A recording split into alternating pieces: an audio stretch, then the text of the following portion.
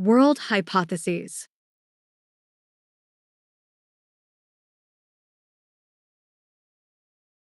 From Wikipedia, the free encyclopedia. World Hypotheses, A Study in Evidence by Stephen C. Pepper, 1942, presents four relatively adequate world hypotheses, or worldviews or conceptual systems, in terms of their root metaphors: formism, similarity; mechanism, machine; contextualism, historical act; and organicism, living system. In World Hypotheses, Pepper demonstrates the error of logical positivism, that there is no such thing as data free from interpretation, and that root metaphors are necessary in epistemology. In other words, objectivity is a myth because there is no such thing as pure, objective fact.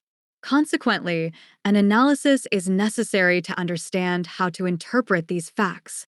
Pepper does so by developing the root metaphor method and outlines what he considers to be four basically adequate world hypotheses: worldviews or conceptual systems: formism, mechanism, contextualism, and organicism.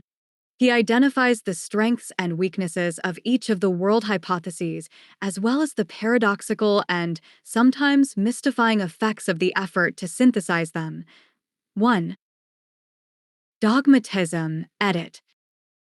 Pepper begins by demonstrating the very weak positions of utter skepticism and dogmatism, while explaining that each are essentially two sides of the same coin. He has no problem with relative skepticism, where one suspends belief until justification is provided. But utter skepticism is essentially a dogmatist who doubts all things, always. Pepper defines a dogmatist as one whose belief exceeds his cognitive grounds for belief. 2. If neither position of utter skepticism and dogmatism are cognitively justifiable, then knowledge about the world will be somewhere in between, specifically between common sense and refined knowledge. Evidence, edit. There is a tension between common sense and refined knowledge.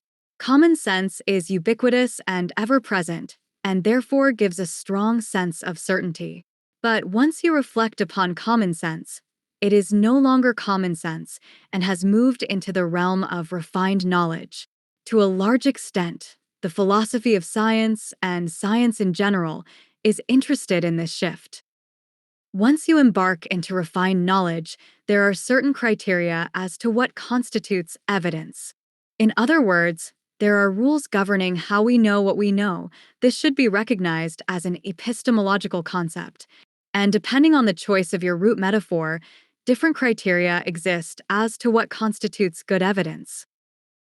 Pepper presents two types of world hypotheses: inadequate and relatively adequate hypotheses. The two inadequate systems are identified as mysticism and animism. Relatively adequate hypotheses, edit. Formism, similarity, edit. Why does an orange look and taste like an orange? It's in the nature of an orange to be orange in color and round in shape, and to taste like an orange. These are an orange's distinguishing properties, attributes, traits, or features, in short, its essence. The root metaphor for formism is identification of similarities and differences for phenomena. In short, things that appear to go together do in fact go together. Plato and Aristotle are examples of formist philosophers. Mechanism, machine, edit. Given 19th and 20th century technologies, steam engines, gas engines, electric motors, and computers, the machine is frequently adopted as a metaphor for understanding phenomena. Machines are described according to the parts from which they are assembled, for example, gears, wires, or chips. Machines remain at rest until energy is supplied from outside. The root metaphor of mechanism, philosophy, is identification of the parts and processes and their response to stimulation from the environment. Mechanistic philosophers include Descartes, Thomas Hobbes, John Locke, and David Hume. 6. Contextualism, historical act, edit. Historical events, an election, revolution, or war, have no significance when considered in isolation. The significance of an historical act depends on its context, its relationship with events that precede and follow, and the interpretations of these acts. The historical context, or contextualist, metaphor is selection among events, contexts, and interpretations and weaving these into coherent and meaningful histories. Charles Sanders Peirce, William James, Henri Bergson, and John Dewey are examples of contextualist philosophers. 7. Organicism, living system, edit. We are immersed in a biological world of living organisms, both plants and animals, including ourselves.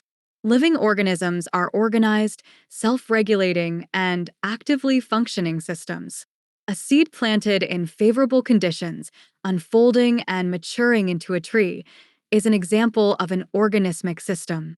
The root metaphor for organicism is inquiring how living systems maintain adaptive balances between acting on the environment and being acted on and supported by the environment. Organismic philosophers include Friedrich Wilhelm Joseph Schelling and Georg Wilhelm Friedrich Hegel. 8. Jargon, edit.